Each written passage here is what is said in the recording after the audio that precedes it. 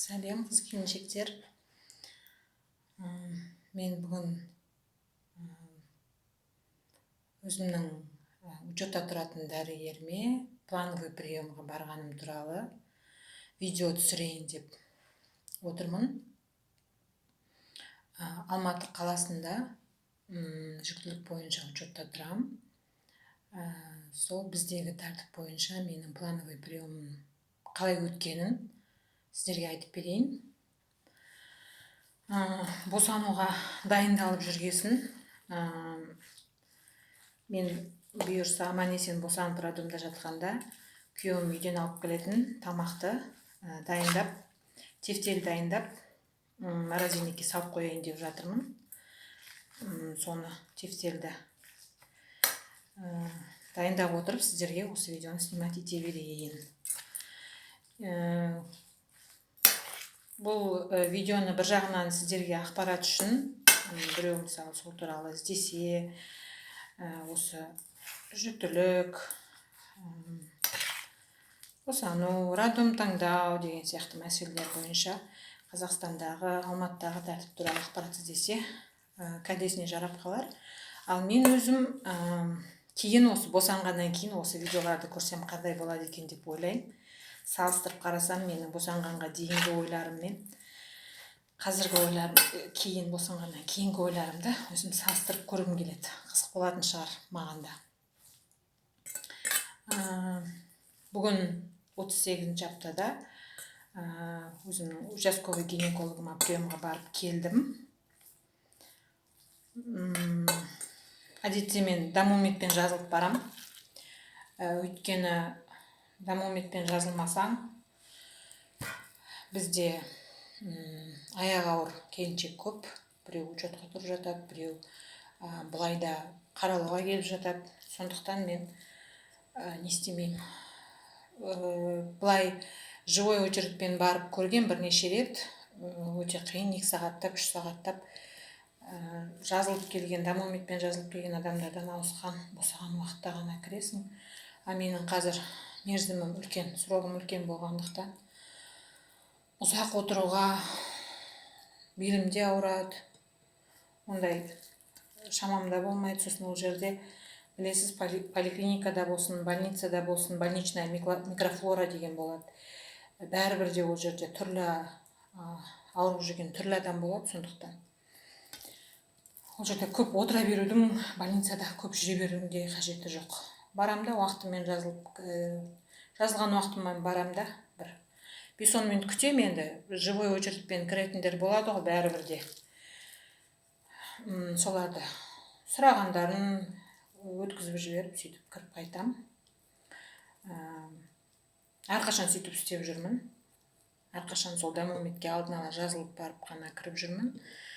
Енді мен қазір сұрағым үлкен болған соң, врач мені жақсы таниды. Бізде поток, сол приемда адам көп, өте, пациент өте көп.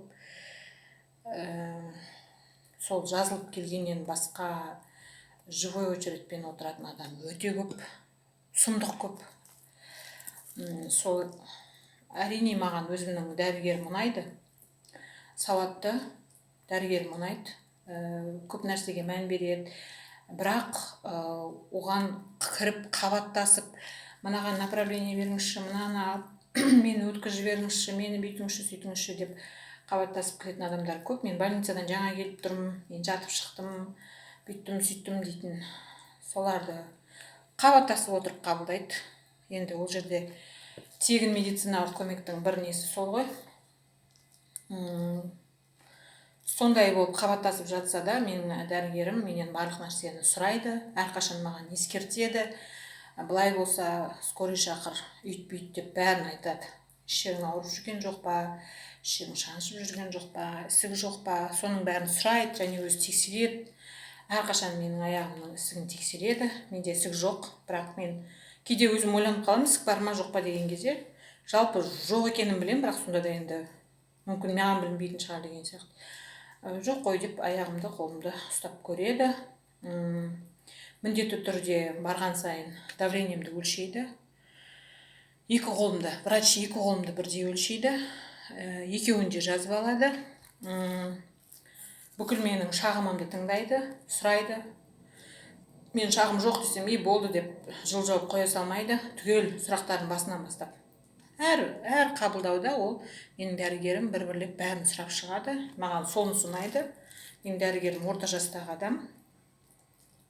Білмеймін, бірінші жүктілігімде де қатты жас болған жоқ дәрігерім, бірақ осы кісі маған қатты ұнайды. Әрине, ол индивидуальный подход жасай алмайды ешкімге, өйткені айтып тұрмын ғой, мен мысалы бүгінгі приемда мен отырмын, сырттағы очередьтен бөлек, іште дәрігердің төбесінде менен басқа тағы қарап 3 адам тұрды. Біреуге направление керек, біреуге тағы бірдеме керек. Еще дәрігердің маған айтып жатқан сөзін бөліп, әрқайсысы әр нәрсесін сұрайып, өзіне керегін сұрай береді. Сондай стресстің ішінде отырып, менің дәрігерім дұрыс қабылдайды. Мен дәрігерімнің қабылдауына ризамын өзім. Мейлі өзің айтпасаң, мейлі өзіңде шағымың болмаса деген сияқты, ол бүйтіп жібере салмайды, әрқашан сұрайды. Сосын әрқашан айтады, былай ситуацияңа байланысты үйт ананы қабылда, мынаны қабылда деп түгел бірдеңе болса, егер мен мазасыз болып тұрсам, бір себептерім болса айтады. Онда егер шыдамай жатсаң, егер демалыс күндері болып жатса, онда міндетті түрде жедел жәрдем шақырып көрсін, тексерсін.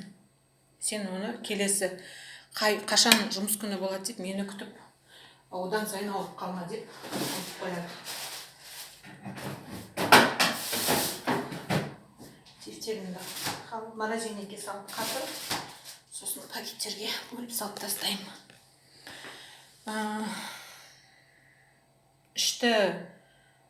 Ішімді өлшейді. Барған сайын менің дәрігерім ішімді өлшейді, баланың орналасқанын тексереді, басы төмен қарап тұр деп. Сосын баланы тыңдайды. Бұрын андай стетоскоп па, сондаймен тыңдайтын. Қазір бүгін бірінші рет доплермен тыңдады, маған құлағыма естіртті. Естіліп тұрды баланың жүрегінің соғып жатқаны. Өзі санады, өзі айтты, осындай деп көрсетіп тұр, осылай жақсы жағдай деп. Сол стандартты әр приемға барған сайын еститін сөздерімді жалпы естіп қайттым. Өзім туралы, өзімнің денсаулығым туралы да, бала туралы да. Сосын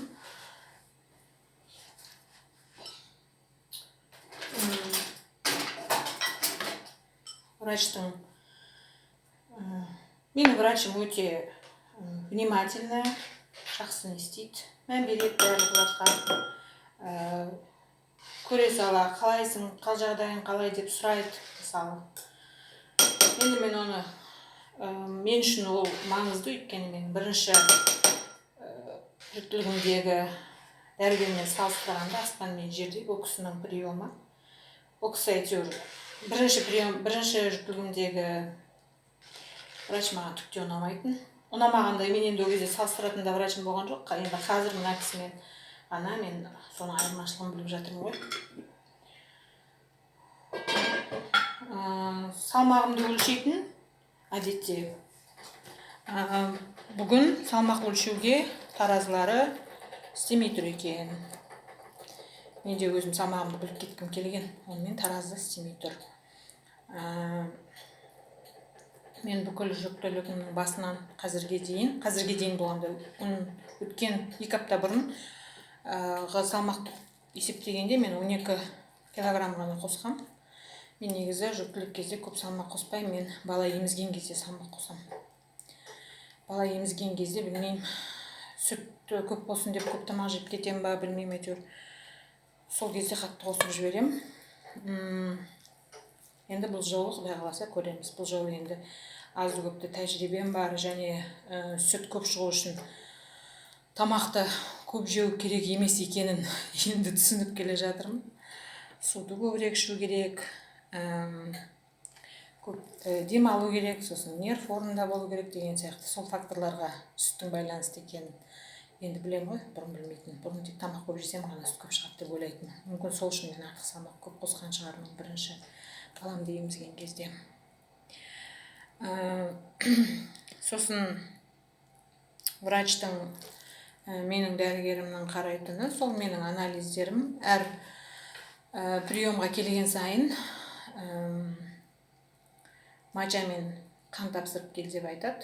Енді осы жолы желтоқсанның 1-іне байланысты демалыс күндері болған соң мен алдын ала ештеңе тапсырған жоқпын, және соңғы анализдарым жақсы болды.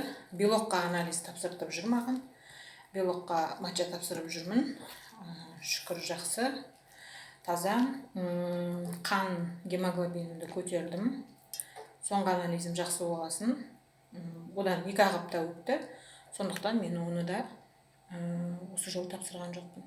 Келесі аптаға 1 аптадан кейін қайтадан қабылдауға келесің деді дәрігерім. Мен енді оған дейін босанып қалатын шығармын деген үмітпен кеттім. Дәрігерім күледі. Солай айтсам, мүмкін оған дейін босанып қалатын шығармын, мүмкін мен келесі приемға келмейтін шығармын деп кеттім. Құдайдың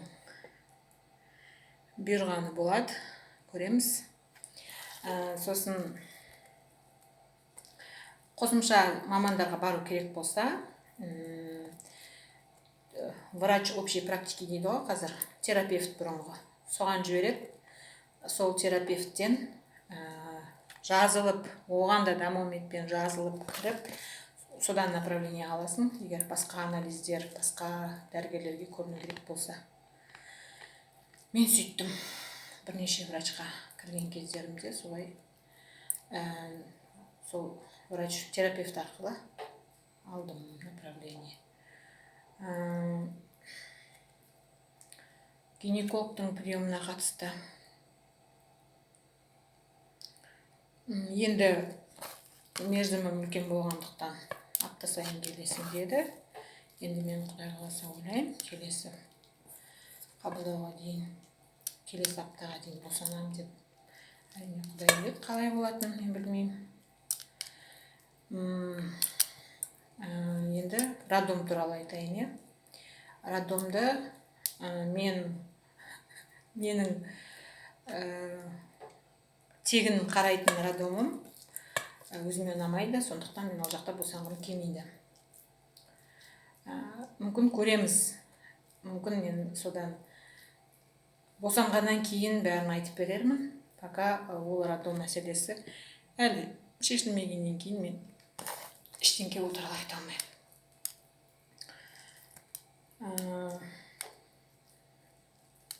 Роддомда бірінші жүктілігімде мен ойладым.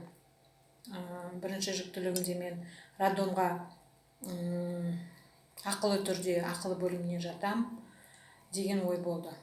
Егер мен қазір бірінші рет жүкті болып отырған келіншектер қарап отырса, әрине бірінші жүктілікте босану қалай болатынын білмейсің, түсінбейсің. Кім қанша қайтып айтса да бәрібір де қорқыныш болады, қорқыныш басым болады. Сондықтан ойлайсың, сол ақылы бөлімге барсам маған қарайды, ақылы бөлімге барсам мен жақсы босанам деген бір артықшылығы ақылы бөлімнің бар деп ойлайсың. Негізі олай емес. Қазір солай ойлаймын мен. Негізі олай емес. Ақылы болсын, ақысыз болсын. Тем более біздің елімізде бәрібір қалтасына ақша саласың. Әрине салмайтындар бар, мен білем. Менің көп таныстарым бар. Уже 3-ші баласын, 4-ші баласын босанған менің таныстарым көп. Бермейтіндер бар. Бір босанып, қалай екен түсініп алған әйелдер бермейді ақша. Қалтасына салмайды, көрімдігін бермейді. Негізі біріншісінде сен бәріне дайын болып барасың. Қорқақ боласың бірінші баланы босанған кезде, босануға барған кезде. Біз бердік. Күйеуім 10 мыңдап берді сол кезде. Врачқа да, акушерге де. Енді біз ол кезде Алла разылық үшін деп бердік, өзіміздің ризалығымыз деп бердік. Ешкім бізді қорқытып немесе талап етіп, осыны бермесең тудыртпаймын деген болған жоқ. Бірақ бірінші баланы босанғанда да қай кезде де менің ойымша қасына адамның партнер керек.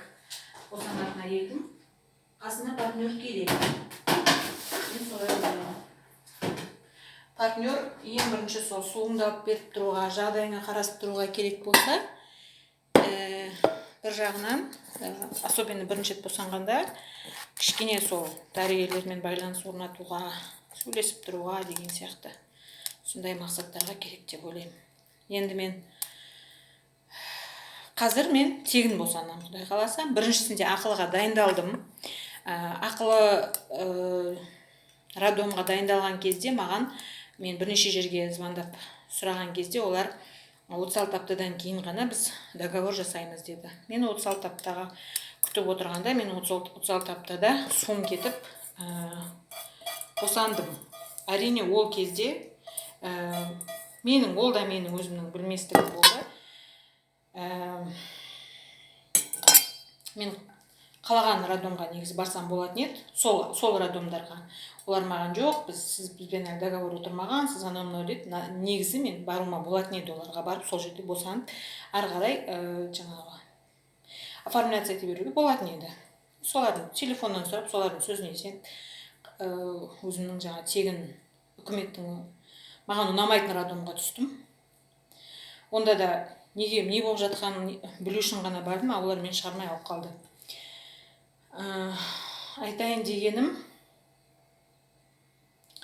ақылы еместің айырмашылығы қазір мен үшін ақылы дегенде сіз негізі өзіңіздің комфортыңыз бар ғой.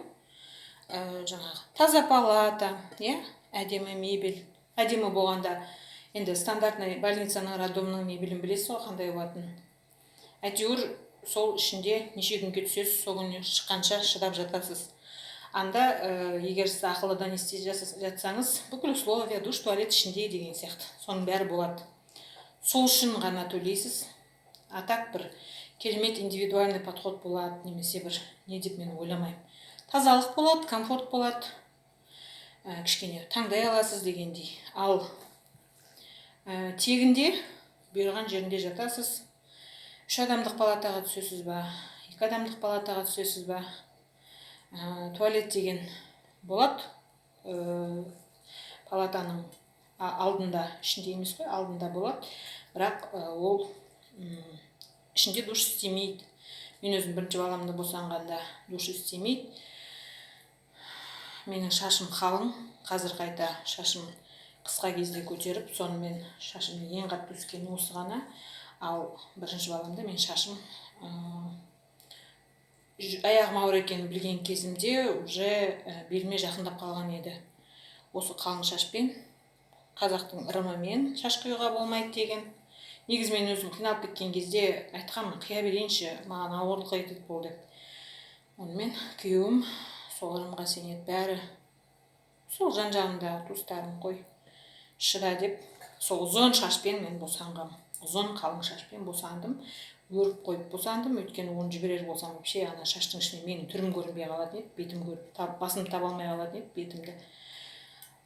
Сол шашты бір рет жудым, тефаль алып келіп, жазда, жылы су жоқ роддомда, тефаль алып келіп, тефальға суды қайнатып, сосын оны 5 литрлік ішкен суымыздан босаған баклажкаға жылы су дайындап, кәдімгідей сөйтіп шашымды жуып алғам. Вот сондай комфорт үшін ғана ақылы бөлімге барасыз. Өзіңіздің жылы суыңыз ағып тұрады душта. Ал енді мен ойлаймын, сол ақылы бөлімге берген кем дегенде 100 мың бересіз ғой, 100-150 мың бересіз. Ақшаны білмеймін енді, егер қалтаңыз көтерсе, әрине, неге ондай комфортты пайдаланбасқа? Мен пайдаланар едім, артық ақшам болса. А мен қазір былай жалпы қалай болатынын бәрін білгеннен кейін, сол ақшаға одан да кейін балама қажет нәрселерімді алайын. Бала босанған соңда қанша нәрсе керек болады. Бір күн оның іші колеки болады, бір күн тағы бірдеме, бәрі де керек. Ол сосын өскен кезде сезонына қарай киімдер алып отырғыңыз келеді. Бәрін ыңғайлы, жақсы қылып, әдемі қылып.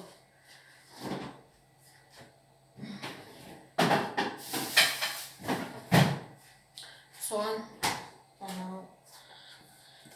тегін роддомға баратын болдым. Енді тегін роддомда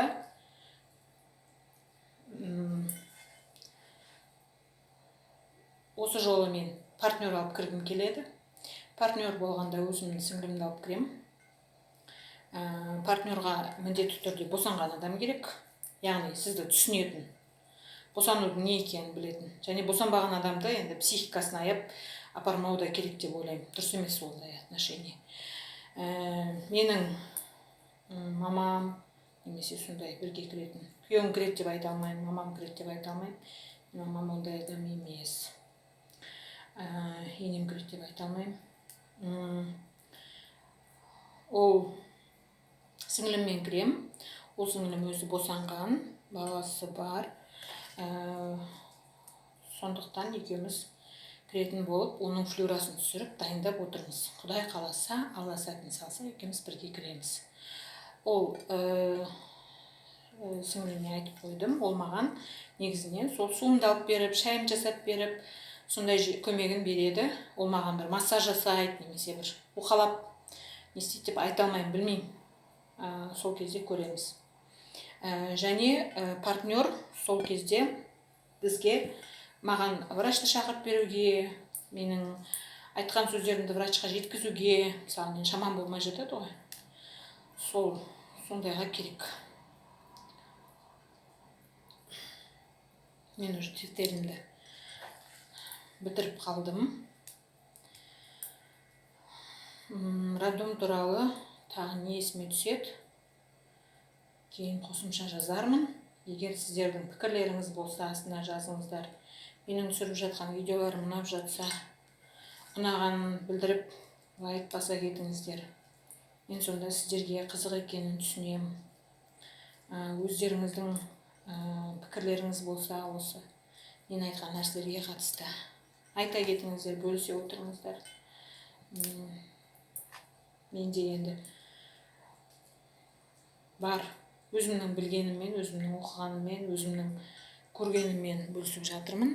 Ешкімге дәл менікіндей қылып істе деп айтпаймын. Әркім өз басы бар, өзі шешеді, қандай роддомда босанады, не істейді, приемда қалай болады бәрін.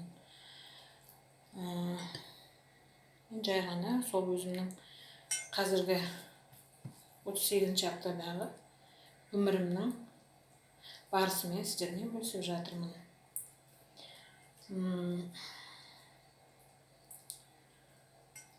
Босанғым келеді тезірек. 40-42 аптаға дейін жүріп қалғым келмейді. Білмеймін, маған уже қиындау, көп жүру, көп тұру, қиындау, белім ауырады, аяғым салмағымды көтере алмай жүр. Салмағым көп болмаса да, бәрібір де ауыртпалығы болады. Бәрібір де далаға таза ауа жұтып келуге, шығуға қалың киініп шығу керек. Сол қалың киінудің өзі маған кішкене қиындық тудыртып жүр қазір. Етігімді кие алам, бірақ кішкене ішімнен қиналып кием етігімді. Өткенде бірнеше күн қатты күн салқындап кеткен кезде күйеуімнің курткасын киіп шықтым. Өйткені менің салқын болғандықтан менің пальтомның алды ілінбейді, жетпейді қарнымнан. Сөйтіп оған менің күйеуім ұялып жүр адамдардан. Оның қалың курткасын киіп алсам, ол маған әдемілеу басқа курткамды киші деп ұялып жүр. Мен айтам, тоңбасам болды, главное, ішім ашық қалмаса болды жүрген кезде деп. Байқаған болсаңыздар, мен боянбаймын, мен боянған жақсы көрмеймін де. Былай да қатты боянатын адам емеспін, бірақ қазір тіпті боянбаймын. Өткенде правамның срогы бітіп, автоцонға барып правамды ауыстырып жатсам, суретке түсуге барымша боянып, барымша әдеміленіп барып тұрсам, суретке түсіріп қараған кезде ешқандай бояудың ізі де жоқ бетімде. Сонда автоцон қызметкері қараңыз деп суретті маған ұсынып жатыр да, экраннан. Мен көріп жатырмын суретті, сөйтіп айтамын да, ұзақ ойланып тұрдым. Қайтадан дубль жасағанда, қайтадан түсіргенде не пайда, бәрібір түрім осындай деп. Төреғали айтпақшы, түрім өзі осындай деп. Сөйтіп қарап күлдім де, жарайды, осы сурет кете берсінші. Удостоверение емес қой. Удостоверениеге де көбіне неудачно түседі ғой суретке. Жарайды, тұра берсін осы сурет, бола берсін, мейлі десем, ол да иә, бола берсін деп қуанып кетті ғой ана. Автоцон қызметкері мені әурелемегеніме. Ол жерде неше дубль түсірсең де бәрібір түрім кішкене, бәрібір де аяғың ауыр болғасын түрің өзгеріп кетеді. Не жақсаң да бетіңе көрінбейді. Бетте кішкене ісік болғасын, осындай болып тұрады. Менің видеомды көріп жатсаңыздар, ішінен бір керек ақпарат алып жатсаңыздар, ұнатып жатсаңыздар лайк баса кетіңіздер, пікірлеріңізбен бөлісіңіздер. Мен тефтерімді жалпы болып қалдым. Мен Құдай қаласа аман есен радымда босанғаннан кейін күйеуім осыдан қайнатып әкеле береді. Құдай қаласа. Әрине тамақ әкелетіндер болады ғой, сонда да сорпаны ішкенге не жетсін. Түрлі тамақ келеді ғой радомға, әкеледі бәрі жан жақтан. Естісе бәрі жүгіреді ғой радомға қарай босанды деп. Сонда да үйден әкелген тамақ өзің қалағандай қылып айтсаң, мынандай қылып қайнат, мынандай қылып істе деп сөйтіп алдыртқан тамаққа не жетсін босанған кездері.